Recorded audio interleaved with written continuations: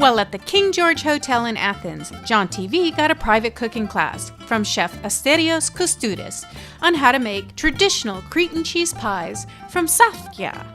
These thin pies are a cross between a crepe and a pancake and are filled with delicious, soft cheese. The pies are made with dough, dairy produce, and soft white cheeses, in this case, maizithra, a whey cheese made from sheep or goat's milk or both. Place 1 cup of flour, 1 tablespoon extra virgin olive oil, a 1/4 cup of water, a 1/4 tablespoon of salt, and a 1/2 shot of reiki, an unsweetened anise-flavored alcoholic drink.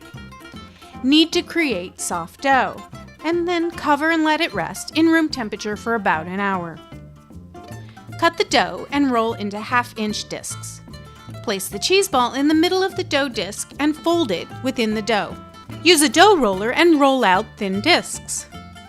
In a pan at medium heat, with a teaspoon of olive oil, fry the cheese pita for 1 minute on each side until a little golden brown. They're ready. Serve them hot with honey and sesame seeds on top. Delish!